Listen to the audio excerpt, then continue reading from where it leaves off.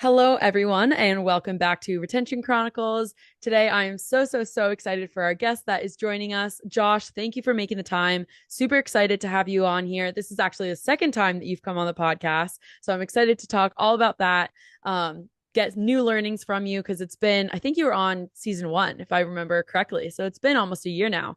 Doesn't seem like it. I think actually way over a year. But yeah, super excited to have you. So thank you for making the time today. Yeah, thanks for having me back. Yeah, of course. Okay, so we're going to get started. In case anyone, hopefully you heard Josh's previous episode, but in case you haven't, would love to just kick off with your background, catch us up in what you've been doing for the past, I don't know, probably like more like a year and a couple months now, probably like 5 months or so. So that'd be great to start with your background.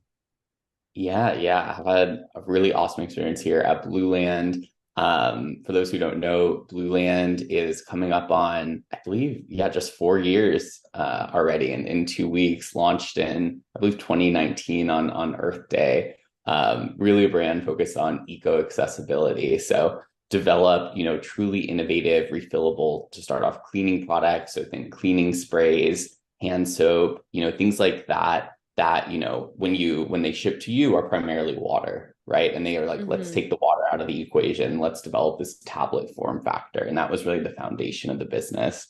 Since then, was able to take that tablet form factor to other things like laundry and dishwasher. It's been really popular, and developed a really innovative powder based one as well for different products. And so they were on Shark Tank a couple seasons back, got a deal with Mr. Wonderful, Kevin O'Leary, which was very exciting. Good old Mr. And Wonderful. yeah, it's been off to the races ever since then. So yeah, really excited to be part of the team here. Currently the vice president of growth and digital product, focused primarily on our direct to consumer business, but also our more recently our Amazon business as well. So fun, so much to dive into. I feel like too with just like tablet form of things, I've been seeing that. I don't know really when the shift was. I feel like it was probably around COVID of just like when a lot of D2C brands were like more on my radar and just like growth in general in the e-commerce space. But being able to see like all the little tablets and everything that you're able to do to like reduce just shipping water in these different mixes that we have and like plastic bottles is so fascinating to me. So I'm a big fan of Blueland, have it myself. Excited to dive into the details here, but I wanted to ask first, so how has it, okay, so Blueland, um obviously like your mission is it, correct me if I'm wrong, is it like going eco has never been easier, right? Like you said, eco Exactly. accessibility, which is such like a great thing, and I want to dive into that. So can you tell us more about like the founding story? I know on social media your founder is like very involved. So just before we dive into things, can you give us like a little bit more background as to, like where that mission comes from, why it's important and whatnot? Yeah. So yeah, we have two amazing co-founders, and they've really been focused on sustainability, plastic-free, eco-accessibility. And I know for our CEO in particular, it came about as she was having her first child. And as she was doing so much product research and just finding out so much, and plastic and microplastics being in literally everything. Mm-hmm. And just trying to, make sure she was, everything from the products she cleaned with, which is, top of mind for Blueland, of course, was doing the best by kind of her kid there. And so, yeah, where the founders have really positioned us and focused on is that accessibility component, right? So there are, several, lots of eco brands out there. And for them, the mission was really at the center. And they said, we want to make this, not something that takes all these extra steps or all these things that are a lot of extra work.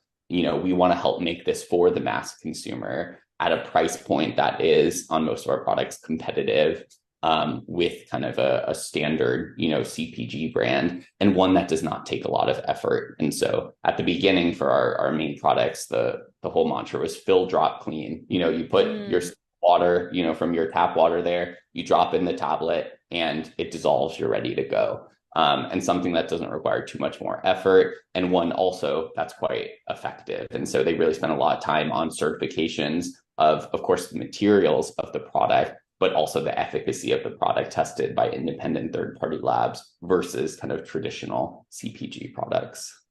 Okay, that's really interesting. Like more of the product development and seeing like getting those certifications um to make sure like all the things that you're testing, all the quality of the product is there.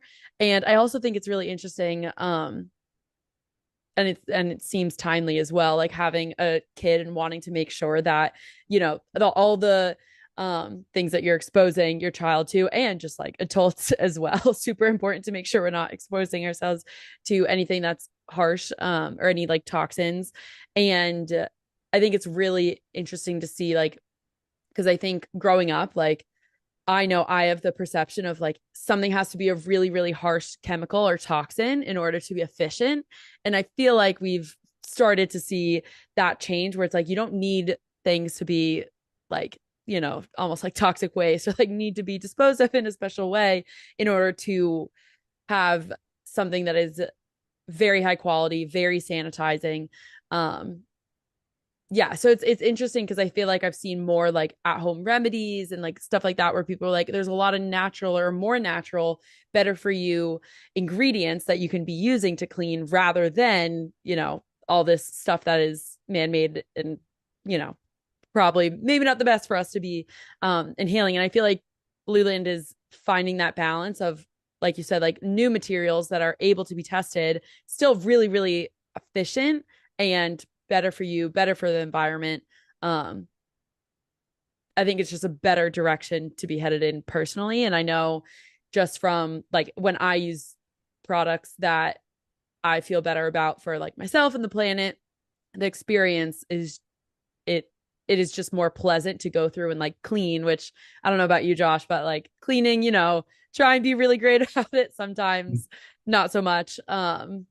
It's hard to like block out some time to really really really clean your apartment or your living space like every couple of weeks or so, but I think it makes it easier when there's less potential for harm like to yourself or to the environment. Definitely, definitely. So now I want to go into more of an educational piece. So we've been talking about the quality of Blueland products. Can you, and I think a big part of just the industry in general is educating like what those harsh chemicals might be, which ones you're not supposed to be exposing yourself to. And now that at least this is my how I would like describe is like now that it's becoming more important to the consumer, I see more brands, maybe more traditional brands who are recognizing that that's where the market is going, that's where consumers are caring about, and greenwashing products or like their branding and their messaging is like non-harmful or like all natural or blah blah blah whatever the messaging is, but the quality of the products isn't up to where you would want them to be. Like it's sort of misleading. So can you share with our audience about greenwashing and kind of your how you take that in the industry and then like how you see Blueland as being different from maybe following just the kind of the virality of greenwashing. Yeah, yeah. So it's definitely something that's, I would say, always on our minds. And I think from the beginning, I didn't mention before, but we're actually a B Corp as well. And our founders have focused on everything, especially in the sourcing process and the way the products are made, and often making them more expensive or time consuming choices from product development standpoint, to ensure that, these are not greenwashed products. And so, we had a really awesome campaign in Q4 of last year about PVA, polyvinyl alcohol. And so, when you are using, I won't name a brand, but a pod to do your laundry or Mm-hmm. something like that, or more recently, things that have been, perhaps viral are the sheets as well. Those contain PVA, and oftentimes the microplastics can from there kind of get into the water system. And so with that, we worked on an educational campaign in the midst of Q4 and all the craziness there, to educate people about it and also collect signatures for a petition for the EPA. And I'm trying to remember how many, we had tens of thousands, I think, of signatures. We blew past our early numbers on that. And I've been in Awesome. discussions with the EPA actually about, the importance of regulation, for things like this. And so we definitely try to be on the forefront and are very thoughtful in how we develop our, products. When we say plastic free and talking about our tablets, our refills, like there's truly, no plastic, and that is, legally verifiable, not something all the brands unfortunately take that level of transparency.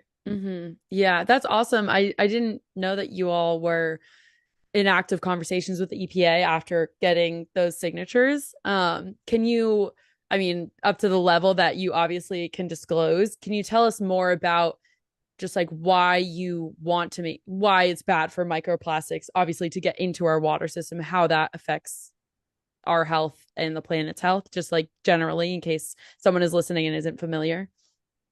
Yeah. So definitely not as much my area Hmm.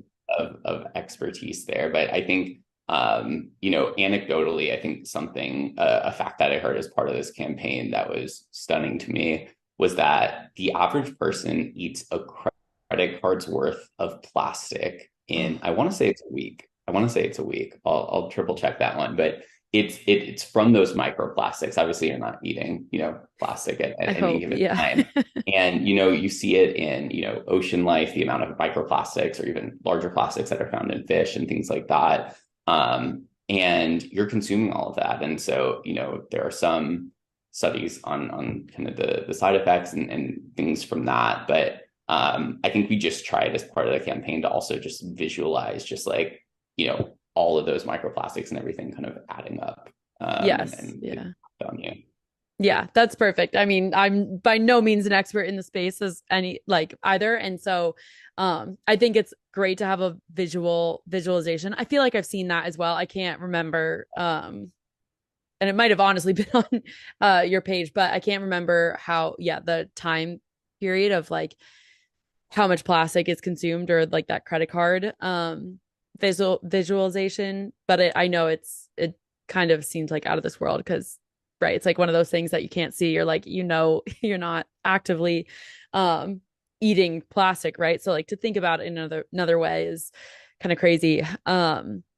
Okay, so I know we've been talking about just more of the importance, laying the foundation for why Blueland was started and what you all are doing. And so now I want to talk more about just the messaging in general. So like how you convey that um, to your base. And one of the things that I love, and we just did a case study with you all, so I was having fun creating quite literally graphics for the case study. But your imagery is so beautiful, right? It's like this light blue color and you have all like glass containers, no plastic, goes back to that. And recyclable materials, and it's when I think of Blueland, like the fun D2C branding, right? Like very playful. So what's how do you look at when you're talking about growth and everything that you are specializing in? How are you looking at how that imagery plays into growth and appealing to your consumers? Yeah, I would definitely say from a brand perspective, or from a marketing perspective, it was very brand first. And so, yes, most of our products have what we call forever vessels. So a forever Mm-hmm. spray bottle, forever pump for your hand soap, or a tin to hold your tablets for dishwasher, or things like that. And just about all of them are made out of, metal or glass. We have our spray bottles are actually Triton plastic. That was to ensure, minimize breakability with that one. But the whole thing is that you only get it once and you refill with the non-plastic refills. And so, yeah, making it an alluring product from the beginning was definitely, with the way it was positioned and branded, top of mind. And we want to make it something that people want to have. And so, whether you want to keep it out on your countertop or keep it out like some people do, for perhaps spray cleaners, but you think of like something like your hand soap. for instance. It's Mm-hmm. like that's obviously, very out and a key part of your decor as well. And so, since launching our original, we've come out with more than a half dozen different designs, from collaborations with artists to a collaboration with Disney, to specific designs that we made, kind of based on some consumer research we did. And so at any given moment, we'll sell, several of those on the site. And so, yeah, I think across the board, tried to develop products that, people also, really want to use and are, good to look at, but also now as we expand further into retail, can stand out on the shelf as well. Yes, yeah, I want to dive into that retail just in a second, but before then, so you said that you you had some consumer research and that you had certain designs that were influenced. So I'm curious if you had to say, was it more like the look and feel of the products that consumer research was going into, or was it more of the like product design itself? Like, how, yeah, would you say that there was a difference in like terms of like, okay, like the marketing strategy perhaps behind the products or the actual design and like, yeah, like not look and feel because I use that for marketing, but like the actual product design of like how you're rolling out these new collaborations. Yeah, I would definitely say both. If you take the product like hand soap, it was more, of course, we're looking for call outs on anything we can improve about the product. With foaming hand soap, the most difficult thing is obviously the pump itself. Mm-hmm. But yeah, what kind of designs that people will be looking for. But then also, our most recent expansion was personal care mid last year. And with that was body wash and facial cleanser, and it was powder based. And something, we want to be really cognizant of in order to have it really, fit within our mission is the accessibility piece. And so we didn't want it where, you combine them and had to wait a long time or this or that. And so what the team really zeroed in on, through consumer research was, I believe it was 10 seconds or less, it has to mix. And so you take Mm. the water, you take the powder and mix, and then all of a sudden you have a gel, just like a gel you would use for, perhaps a standard, more traditional body wash, and something that is accessible and easy, but not something that's overly burdensome. And going back and forth with consumer testing, but also the surveys to figure out kind of where that point was definitely really critical. Yeah. Okay, that's really interesting because I don't think I thought about it so until now. Like I have the body wash and I remember like it was so easy, but when I'm going through the process of actually making it, like I'm not thinking like, oh, like what if this took so long? Like would I be bothered by it? Because it just wasn't even a thing, right? Like it was just Yeah. it was quick. So it wasn't one of those things that I really had to think of. So I'm kind of sitting here just digesting that of like how many iterations you might have went through to get to that point. How many things you're looking at where it's like, okay, we don't want it to take too long that someone would be deterred from using the product. So that's really interesting that you kind of landed through those surveys and customer research at like 10 seconds you want it to mix, which thinking about just from a like chemical standpoint, not knowing a ton, I'm sure there was like a lot of conversations internally with your team around how do we make sure that each part of the product is hitting and like part of that is like either getting a foam, like getting a mixture to foam or to mix well quickly. It would be super, super interesting to like see how, yeah, like the different iterations of product that you all must have went through.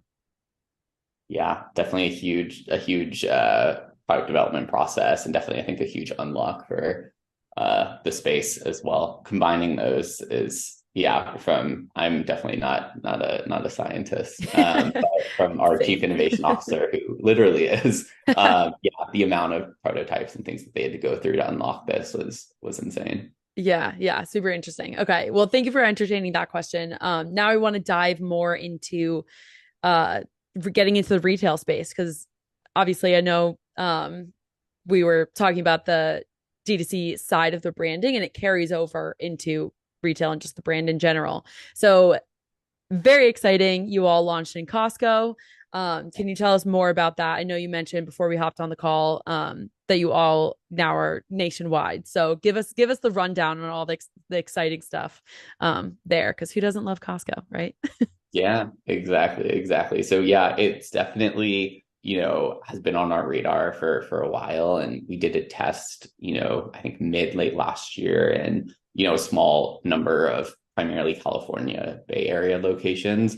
And we just kind of blew through the sales forecasts. And we really wanted to prove that with Costco, it's a club channel. It's very focused on price, and how can they get the best deal, developed a custom SKU at a really, really competitive and affordable price for them, and really just work to drive that sell through. And so expanded very quickly across regions. And now, yeah, really excited to be nationwide with them, with our toilet bowl cleaner, which has definitely been a runaway hit of a product across the board there. And yeah, it's really been incredible to see. And we've done everything from supporting with, perhaps our more traditional channels of email, SMS, and Facebook, to also working with influencers to activate it and drive awareness of our organic social. And then everything from, in-person demos by a mix of our own employees and staff and some third parties that we contracted with to really help drive home, the product, what a great deal it is, and how it's environmentally friendly. And actually a fun fact was something we learned through that product was people were a little confused of where in the toilet you put the toilet bowl cleaner. It's just a tablet. Interesting. Yeah. And so we called it a toilet cleaner, and people were wondering, oh, you just put it like in the back of the toilet and it kind of just fizzles and dissolves. So you're supposed to put it in the bowl, just like you would, a standard cleaning product. So we actually renamed the product to toilet bowl cleaner across Mm. Costco and direct consumer and Amazon, and really worked as we update the packaging across the board to reinforce kind of where it goes, and help to avoid additional consumer confusion on that. Oh, that okay. I'm so glad you shared that because yeah, I wouldn't have like my first reaction is to use the product where like in the bowl where you all intended it to be used, but I could see like someone being confused um with like putting it in the back like the tank. I think Yeah, see where my exactly. knowledge extends to. So that's a really great example of how you got like used. So was it someone like in like just from the demos, the in-person demos, like people were confused there and then that kind of traveled from retail to D2C and across the brand?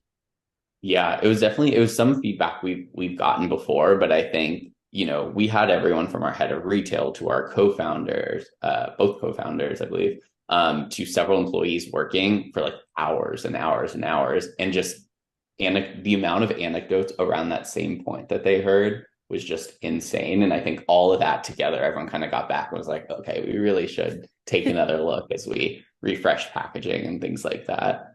Um, Yes. so yeah, another great consumer insights touch point.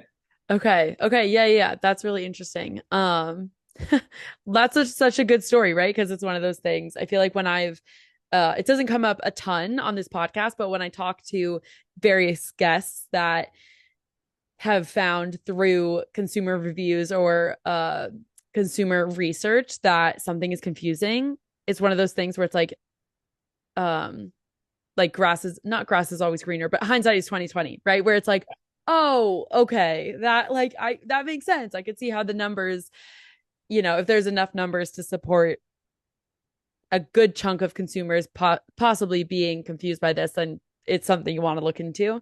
Um, do you know anything? And I know this is more the retail side, but do you know anything behind like where your team was looking at numbers? Like how many people is like a sizable chunk of people to like push this notion forward and change the branding versus like a, deciding if it was more of a minority who might have been confused? Like, do you happen to be privy to any of that information? Yeah, it's a good question. I don't know the exact number for this one, and it definitely was more, I would say, consolidation of anecdotes, but a Mm-hmm. fairly high quantity of those. And I think that, you know, was something that I think the team was open to. It doesn't fundamentally change the name of the product or anything Right. like Yeah. that. ultimately, like if we're trying to drive eco accessibility, but people don't understand how to use our product, it kind of defeats the purpose, or Mm. they use it and think it doesn't work because it's being used incorrectly. Like that's ultimately on us as a brand to fix. And so, yeah, I think something that was one of those cases where we try to be as data driven and quantitative as possible, but where qualitative data, once you get a certain amount, is incredibly helpful. Yeah. And two, like that's one of those things that is harder to measure, I'm sure, especially as you're bridging like in person and um online, like trying to quantify that. If you're just, sometimes you just got to trust your gut with stuff like that, where you might not have the exact numbers that support something, but just to be like, I feel like this is just a tweak, right? Like it's not changing a lot. Probably very helpful and important in the long run. It makes a lot of sense. You also mentioned like supporting the retail experience through email and SMS and um like influencer online strategy, which I know is more in terms of what we've talked about in the past, just more of the area with online and D2C. So can you give us more details around like what that looked like if someone purchased with you? How like similar or dissimilar is the experience when you're buying in retail in store versus online e-commerce shop? Yeah, it's been an interesting journey for that one, coming from a traditionally direct consumer business and having all the data and a lot more flexibility of controlling as much of the purchase process as possible. I think with this one, we tried to be smart of, whether it was at the beginning, when we were in a small number of more Bay Area locations, really being tight on geo targeting, being cognizant of cannibalization to our direct to consumer business, being cognizant of, same with if we're activating influencers, really also really tight on the geo side of that. And I think just trying to open it up as another possibility for someone. So, we want to be accessible in the way that you buy our product as well. For a lot of people, that's the direct to consumer channel. And that's a subscription that you can get from our site, which has been hugely successful. Others, it's Amazon, as they build their broader carts, across the board. And for others, like my dad who goes into Costco, I want to say 3 times a week, he calls it the happiest place on earth. For him and all the many, many Costco shoppers, it's extremely convenient for them and accessible for them. And so, yeah, just tried our best to, expand there. Yes, yeah. I mean, I feel like my dad would also say the same thing about Costco, that or Home Depot. I feel like we Yeah. always like grew up like my mom would be like, go take the kids, go take them to Costco, do the run, take them to Home Depot. More just entertaining. So definitely relate there. And it is fun. Like I'll go to Costco and you kind of make like an experience out of it. Which I was just talking about a previous guest or with a previous guest about like IKEA kind of the same way. Like it's like you can make a day out of it, right? So that makes sense. And I wanted to ask you as well. So I've heard that through D2C and e-commerce, you just get more details around the customer and can understand the journey a lot better than in retail. But in terms of growth strategies, and we can shift more into the e-commerce side of Blueland now. How are you thinking about when you're talking about like wanting to be accessible for everyone? How are you thinking about those growth strategies there? Like cross sell, upsells. What's your approach at Blueland to like how you're trying to expand that customer base? Yeah, yeah. So I think for us, we've expanded pretty rapidly into a lot of, different categories or subcategories. We launched focused on cleaning sprays, and then very shortly after is hand soap. And since then, other things that have come out are, laundry, including Oxy Booster, dishwasher, but also kind of more countertop dish soap, the toilet bowl cleaner I mentioned as well, and most recently the personal care line. And so with that, we have a lot of opportunity for cross sell. So, some of our most popular SKUs for new customers are those that are, the kits or the combinations to help get a sense of, which products they'd like. Our Clean Essentials kit has been our bestseller, or one of our bestsellers for a long time, which is our cleaning sprays and hand soap. And then from there, it's really our job to figure out how much cross category penetration we can drive. And so whether that's on the initial purchase, upfront bundling, and being cognizant of everything from free shipping minimums to how we merchandise the site to our subscription program to post-purchase, driving awareness of the other categories that they may not be aware of, and working to, encourage that, perhaps on that second purchase, expanding categories, because, in all direct consumer businesses, shipping is one of the largest expenses by far. And when you're able to increase that box size, another couple items, another 10, 20, whatever dollars, that's where the unit economics get, exponentially better for the business. And so that's where we focus on as well of, each of these products will help reduce one's plastic consumption, across the board in their respective categories. And we have some, what we would call maybe dark green customers who will, subscribe, be across all the categories and buy a tremendous amount. And then some that are more kind of light green or perhaps earlier in their eco journey, cognizant of their eco impact, but perhaps not buying, eco everything or not as clear where to start. We want to also be there for that customer. And so, yeah, really driving the awareness and the cross sell across our different categories has been really critical for us. Yeah, that's super interesting. We haven't had a guest come on and talk about like just the shipping logistics of wanting more products per box to make a more efficient sale or to make a more efficient like shipping logistics, saving on gas and plastic or not plastic, but packaging. Yeah. Is there kind of like a magic number to that, or is it really just more products in a box is better? Like I'm not privy to, like certain box sizes and what weighs more and all that stuff. But I'm curious about it. Do you happen to know where that breakdown is? Yeah, it varies by brand, but for us, I'll give an example. Our shipping minimum is now $45. And so shipping minimums in general tend to bump up your average order value quite a bit. It's usually your strongest tool in the arsenal there. And that we did increase it to 45 early last year and saw AOVs increase as well. But I think you see this across the board. I think you saw Amazon Fresh. I was a huge Amazon Fresh customer, especially during COVID. They had a free delivery fee for so long. And then all of a sudden now they started phasing in delivery fees at certain bounds. Same with, GoPuff, which is big in New York and some cities.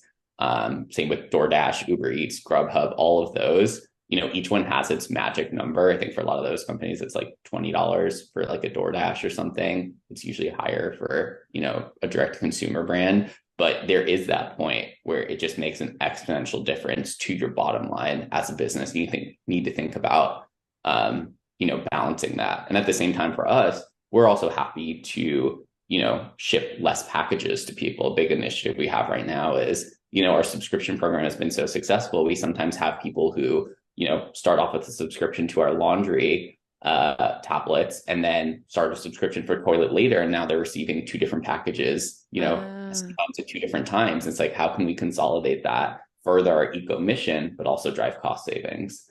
And so those are kind of a lot of initiatives that we think across the board. And it's really nice because it's a really nice overlapping Venn diagram for our mission, but also for what's best for the business. And we always talk about building, we're a business focused on sustainability, but in order to fulfill that mission, we also need to be a sustainable business in how we manage our unit economics. Yes, I love that. That's a fun way to draw like distinction between having your eco initiatives and then also having your strategic initiatives to help the business and like help continue or help to further what you all are doing so that the business sticks around so that you can continue to do so. That's a great point around someone, you gave the laundry and I think it was a personal care example, but whatever products that someone is using, the subscription buying experience with, how are you just like looking at are you using like a technology to try and consolidate those can you tell us more about that? Because that's also been something that hasn't come up before on this podcast. So can you give us more of like the tactical um, approach that you're using? Yeah.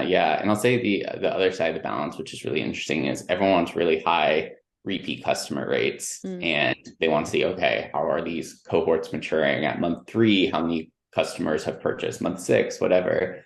And all of these other factors affect that. So if you sell more upfront, chances are it's going to take them longer to repeat, but your initial average order value will be higher.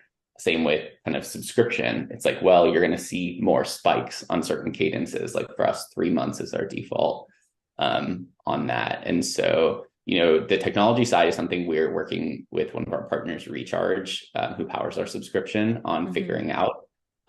It's something that we're close to and I think should roll out this quarter. But we've also done other steps, such as, several months back, eliminated 1 and 2 month subscriptions, because the cost of sending that, every month or every 2 months was quite significant. And we would much rather send, a little more product, a little less frequent.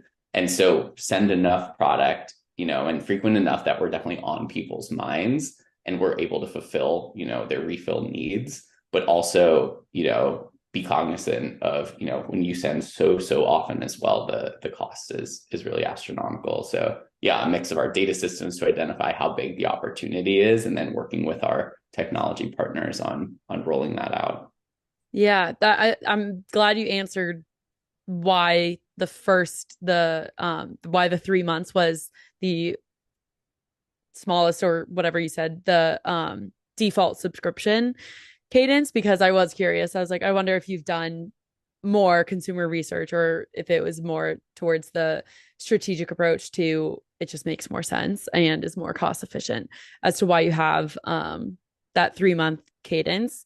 And two, I feel like one of the things that when we talk about subscriptions is like trying to find that balance between when someone needs more product, but like not being overwhelmed by a subscription as well. Cause I feel like some people are always going to want subscription, diehard subscription consumers. Some people are not. Like you said, there's the repeat purchasers who just like to have a more active buying experience where they're choosing when and where and how much product they're getting. And then there's like, I feel like a lot of people who are maybe not die hard on like either side, where they're like, oh, some things I like having a subscription for, some things I like choosing when and where I get the products. So I feel like 3 months, because usually it is a month to month basis for subscription, 3 months, it makes sense from wanting to still be at the top of someone's mind, where it's like, okay, they're on our subscription. We want to make sure that they know they're on our subscription plan, and having that branding and that product be there, but then also wanting to make sure that you all are doing what makes sense in like the best ways, the most amount of ways possible. And so that's really interesting to hear, that you went from having like the 1 and 2 month options to now using 3 months as your default. Yeah, it's been an interesting one, and I think you want to offer consumers choice, but you don't want to drive too much decision fatigue. So it's always a balance there. I come back to my time when I was at Quip, the oral care company, and for them, we luckily had ADA guidance, American Dental Association guidance, which was you're supposed to replace your bristles every 3 months, and so it kind of was default. So we can rely on their guidance, and they built everything around that quarterly subscription. And so for us, it was interesting because we had so many options, and we're continuously trying to figure out how can we narrow it enough so people are, get it. We base these off of our usage data that we have from, a tremendous amount of customers, but also, often in the flexibility. If you subscribe, you can delay, you can skip, you can do all that stuff. And so, how can we narrow it in and try to offer the best experience we can? Yeah. Yeah, that makes a lot of sense. And I think we got on this topic by talking about cross sells and upsells and catering to your buyer's experience. And I think that makes a lot of sense what you're saying. You want to find that flexibility with how someone likes to purchase. And I see the value, obviously. I mean, we talk about it a lot on here, of just catering to if someone's a subscriber, if someone's a repeat purchaser. And I know a big part of that is the post-purchase experience.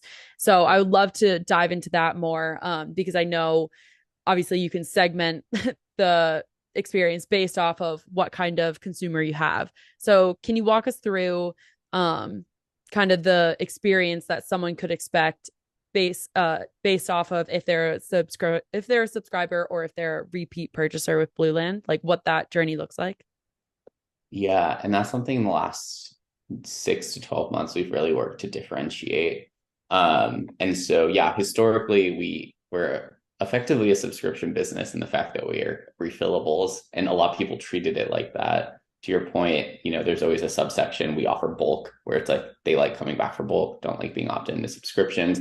And we've worked now over time, continuously trying to improve the kind of segmented user journeys. And so for those who do not opt into subscription, we do try to gently push them towards it after purchase. Those who are in subscription, try to drive, additional cross-sell on the subscription, make them aware kind of fully how it works. And for us as well, I remember something last year, we are selling multiple countries. We have multiple shippers, and we've also shifted, to which kind of shipping companies that we contract with. And some definitely have, let's say, less appealing experiences than others. And that's obviously where, Malomo got started here. And for us, the timing actually was quite perfect because we were migrating kind of to a different shipping partner at the same time that the entire team was extremely worried about how that experience would be for our customers. That was, I think, about the month I joined. And so that's where we really brought Malomo in as well as this kind of gives us the best of both worlds. We give them that, branded experience that they would expect from Blueland. For us, we really focus on the how it works piece for our different products. And now we're working to help, differentiate it even more to have more diverse content for subscription versus one time, and help make it feel like a more and more personalized experience as well. Because all the retention touch points are just so critical, whether it's driving awareness of new products, collecting customer feedback, anything like that. It's you really take that amount of attention and try to utilize it as best you can. Yeah, yeah. And I would say too now, like it was so funny with the timing that you brought up. Like I think it worked well, obviously, with you joining the Blueland team and obviously and being familiar with Malomo and seeing hopefully, I mean, the importance of the space and just from a consumer standpoint that you have so much attention that while someone is waiting for their package, right? Like they're actively eager to have the product at their front doorstep. So it makes sense that you want to capitalize on that attention and also further what your brand stands for and what the product itself can be used for. And I know like a big part of, and we were talking about this with the toilet bowl cleaner example of like educating the customer and making sure that when the product arrives, you know how to use it so that you can hopefully avoid someone,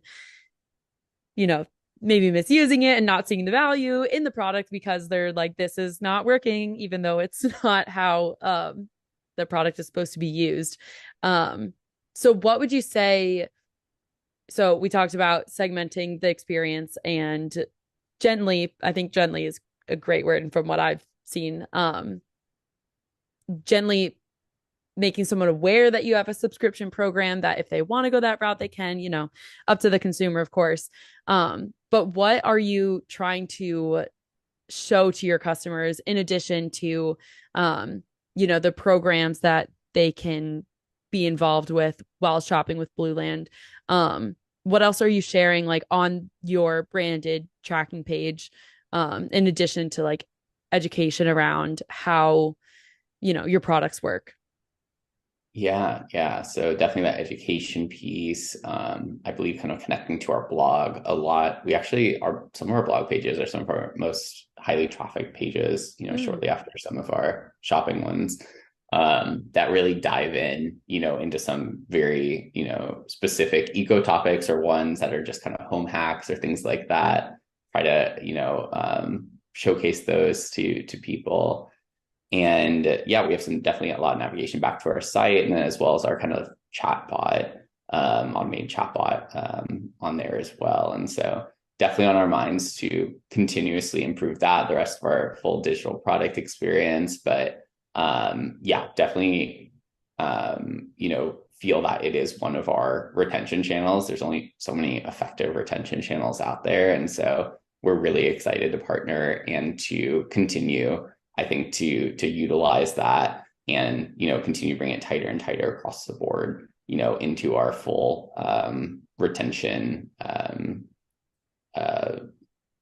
structure there. Mm-hmm. Yeah. Well, thank you. I mean, we love working with you, and your team are awesome as well. So I feel like we have to reciprocate that. Super excited for the partnership. I know I feel like there's just a lot of innovation in the space in general, but especially with our partners of just being able to like think through different things and be like, oh my God, what if we like put this on or like include this new blog post, which you said, are highly trafficked, or like what is this perhaps this tweak that we can make that would make a difference. Playing around with all those things is so exciting, and why I imagine we're both sitting here. So I know we're coming up on time. I have one more question for you. What is one thing now, you've been through the process twice of implementing Malomo, of recognizing the space and having it be a part of your retention strategy. So I was curious to hear, just because we haven't had someone who's now come through the podcast twice, like what's something you've learned through going through the process twice? Like what's something maybe looking back a couple years or a couple months, something that you now know that you wish you might have known earlier? Ooh, that's a good question. I know I'm putting Um, you on the spot, making you work those last couple of minutes. I think a lot of brands inevitably have a lot of systems. Mm, We have dozens of MarTechs, platform partners, and most other brands do as well. But I think the integrations and tying them together are critical. And so for us, as we work to pull in all of our emails, and that includes transactional emails from Shopify, that includes emails from Recharge or subscription partner, and get everything consolidated in Klaviyo, having that visibility and the flexibility is so huge. And the sooner you do it and the more visibility you have, you can optimize them to a certain mm, extent, and learn from the customers. A lot of the time, those emails are kind of essentially locked in Shopify. You don't really get analytics. You have the default thing, it looks fine. You don't really need to worry about it. But, you don't learn that a small tweak to a subject line or, perhaps updating the footer or a few other things can drive incremental clicks to your website and, potentially incremental purchases as well. And so, on the Malomo front, it was really interesting to see, also just how the platform has evolved.